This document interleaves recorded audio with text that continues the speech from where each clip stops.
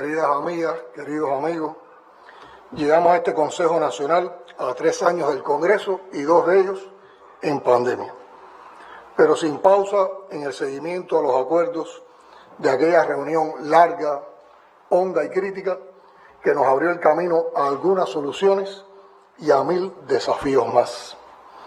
Estuve estudiando los documentos que son extensos pero esenciales y sin lugar a dudas se ha trabajado y además se ha actualizado el Congreso. No se han resuelto todos los problemas, pero se le han arrancado buenos pedazos. Es de agradecer, aunque ni ustedes mismos sean conscientes de lo que están haciendo. Este Consejo ha devenido en una declaración de principios revolucionarios. El país agradece a sus artistas e intelectuales el aporte que han hecho desde las comisiones para dar seguimiento a la mayoría de los acuerdos y planteamientos del 9º Congreso. Las 10 comisiones tienen resultados que mostrar y algunas llevan más de 20 años aportando en asuntos trascendentales para la nación, como la formación integral de nuestros ciudadanos o la contribución del arte a la sociedad. Hablo, por supuesto, de la Comisión de Educación, Cultura y Sociedad, cuya primera misión fue diseñada con la contribución de intelectuales de la talla de Retamar, Graciela, Elmo y otros. Resalto el aporte de esta comisión por el alcance, el impacto y los años de trabajo, pero las 10 comisiones merecen reconocimiento. El Consejo, sus debates, la calidad de las discusiones y las propuestas confirman que el Congreso no terminó cuando acabaron sus sesiones en junio de 2019, cosa que ya yo sabía porque no terminó ni siquiera para mí, que mes a mes salga el sol por donde salga, recibo en nuestra sede de trabajo artistas, escritores y maestros para continuar sobre los acuerdos, dando seguimiento sistemático en lo que se han convertido espacios de encuentro entre la intelectualidad cubana y la dirección del partido y del gobierno en el país.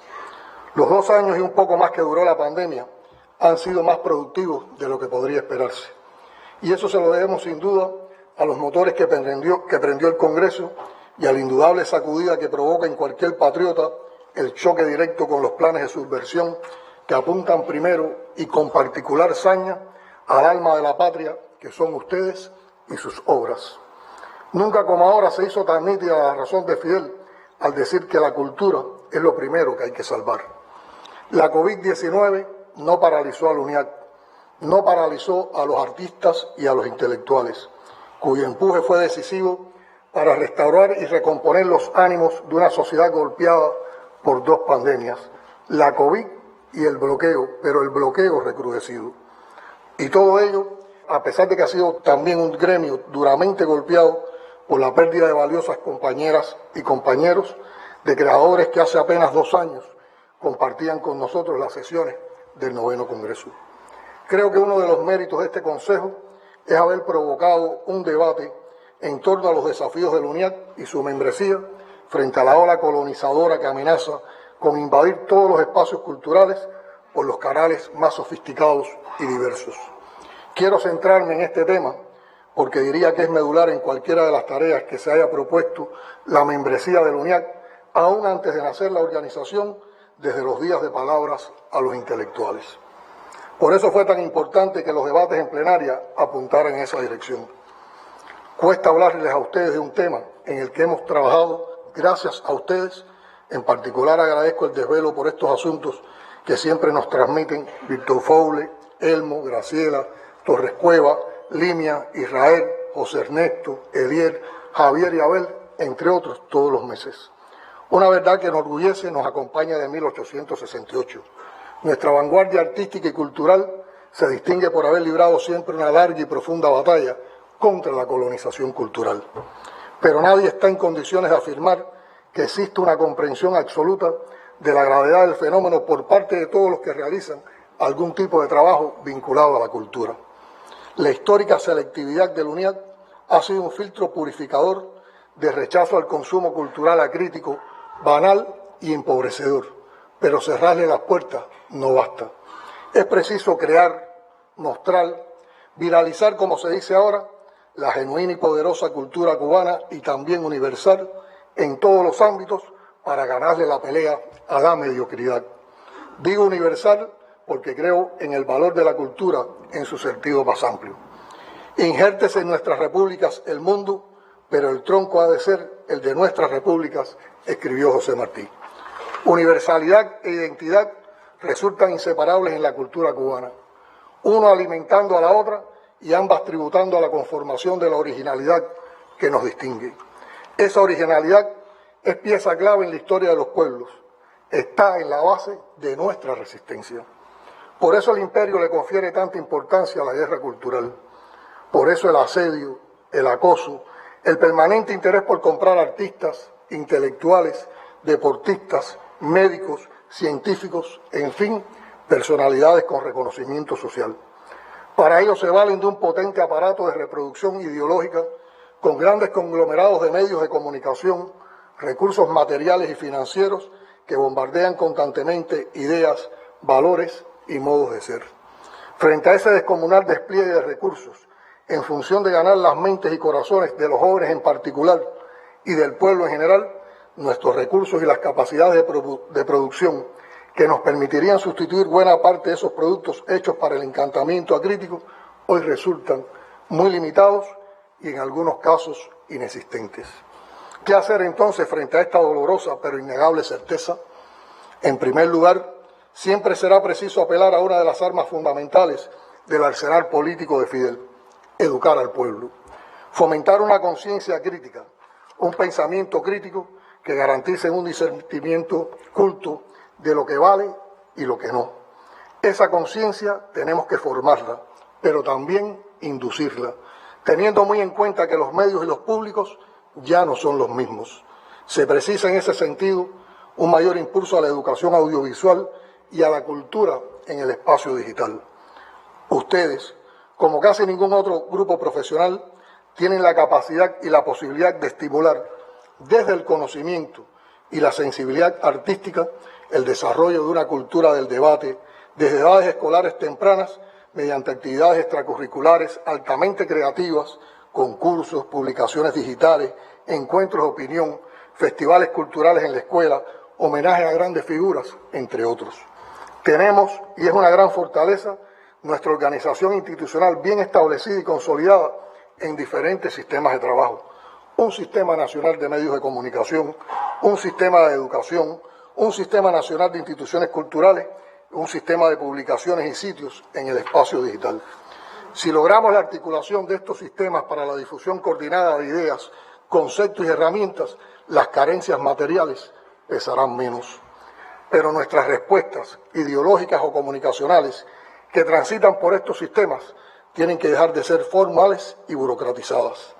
Tenemos que eliminar las retóricas triunfalistas o vacías que muchas veces terminan alejándonos de todos los públicos, provocando que el pueblo o determinados segmentos desconfíen y se distancien de nuestras instituciones y de nuestros discursos. Necesitamos una ofensiva absolutamente creadora frente a la agresividad imperial. Y aún es muy pobre el uso que le damos a las nuevas tecnologías para la comunicación digital, los podcasts, los videos en YouTube, los blogs de autor, los foros de chat, los grupos de debate en redes sociales, las series para la web o webseries. Necesitamos cada vez más opciones que invitan y ofrezcan espacios de expresión y disfrute a los jóvenes de ahora y el futuro. Existen un diseño y un programa de trabajo para la descolonización cultural que hemos estado discutiendo desde la presidencia y la dirección del partido con muchos de ustedes.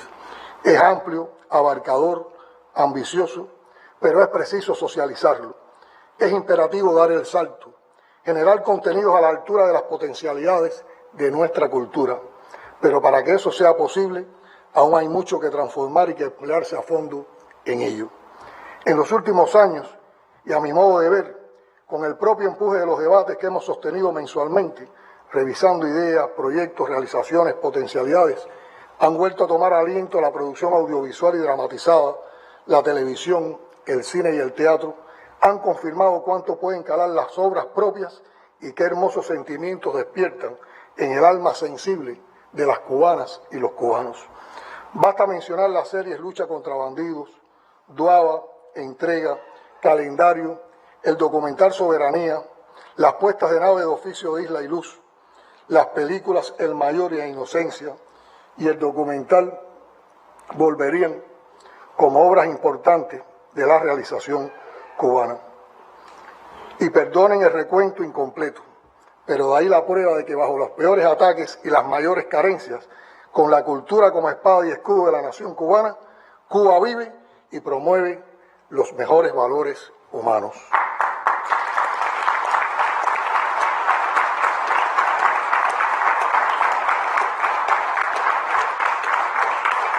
Son esos resultados los que inspiran e impulsan nuevos proyectos de impacto en las audiencias, como la guía de otros que esperan su oportunidad. Mientras más vemos, más están surgiendo ya. También los espacios de encuentro como de Miradas de Mujer, atendiendo nuestros aciertos feministas y eventos de la literatura, las tradiciones, del humor como el que recién concluyó, el despegue de la comercialización de la música que sigue estando por debajo de su potencialidad, pero muestra un desarrollo imparable, la danza o el ballet, nos están diciendo desde la noticia cotidiana en nuestros medios que pese a los golpes y por sobre ellos, Cuba es cultura.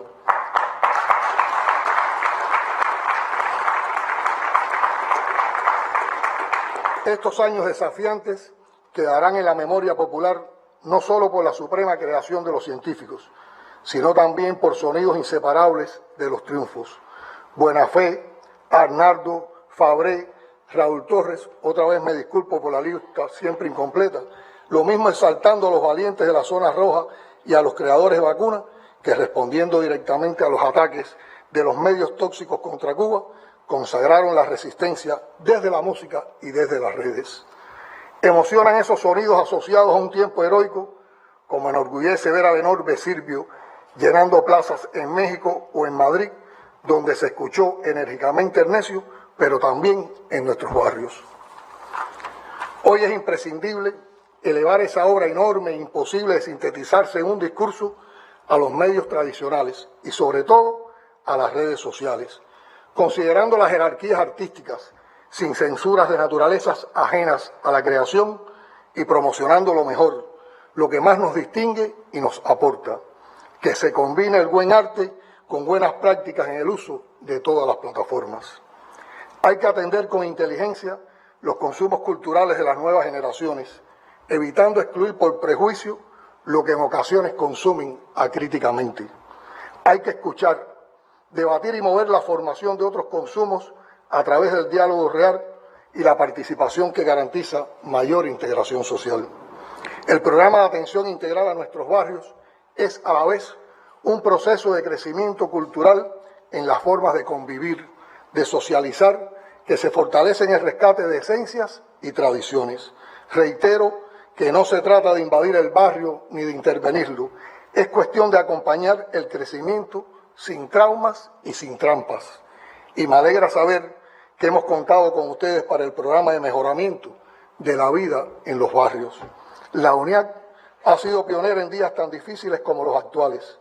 La obra de los promotores culturales y de los artistas en sus barrios, los proyectos que se convirtieron en paradigma, como el de Villafaña, el de Aldernay, como Palomas por su extensión a todos los ámbitos de la vida en la comunidad y la expresión de esa vida en audiovisuales que son a la vez indagación y testimonio de un tiempo crucial, abrieron caminos por los que hoy transitan nuestros esfuerzos por conquistar toda la justicia social posible. Y por si faltara una prueba, llegó el periodo de la pandemia para ponerla.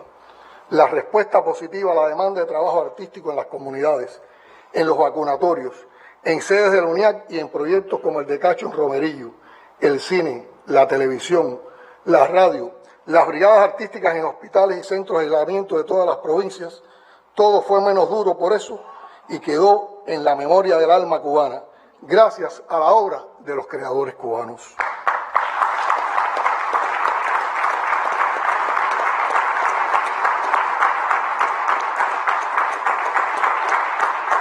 Esa militancia con la vida, no al lado, sino dentro del pueblo, ha puesto a la cultura cubana bajo el fuego de la guerra mediática que se atiza contra Cuba, creyéndose el imperio su propia mentira de que la revolución vive sus días finales. Conocen, eso sí, el impacto directo de los creadores y artistas en el tejido espiritual de la nación. Por eso van con todo contra la cultura. Acosados, agredidos en las redes y en los escenarios, con la misma hazaña que se persigue en la economía y las finanzas del país, nuestros más valiosos intelectuales y artistas han respondido con serenidad, con valor y con profesionalidad a los peores ataques. No se han dejado arrastrar por la espiral de la ignorancia y el odio de los adversarios, sin moral, sin ética y sin obra. Valga por solo citar un ejemplo. Cuando en nombre de la cultura se organizó el boicot contra un evento histórico de las artes visuales, la Bienal de La Habana, y se apeló a la libertad de creación para mancillar los símbolos de la patria e irrespetar la nueva Constitución como primer paso al objetivo perverso de desmontar el profundo proceso emancipatorio de 63 años de la Revolución, no se renunció a hacerlo. No se botó el sofá y la Bienal triunfó sobre el odio.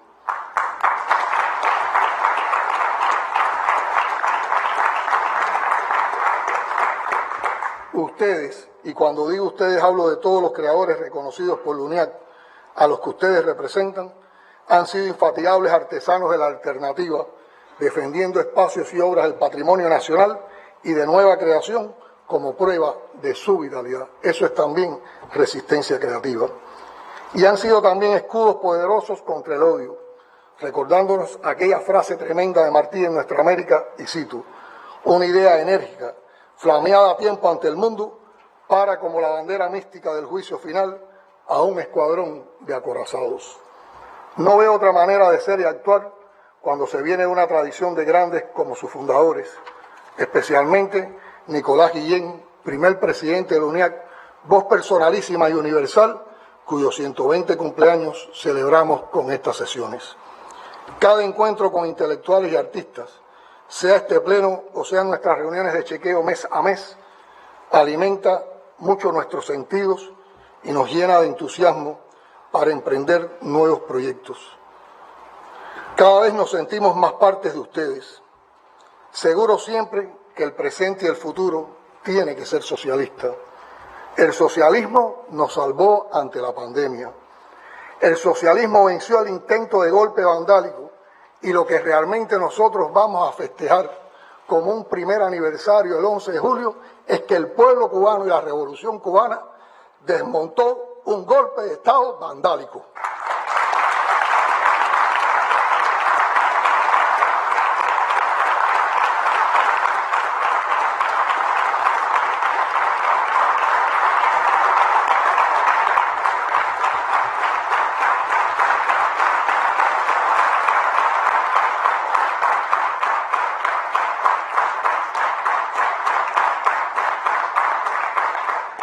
Y yo estoy convencido que defendiendo el socialismo superaremos la dura situación actual y venceremos al odio imperialista.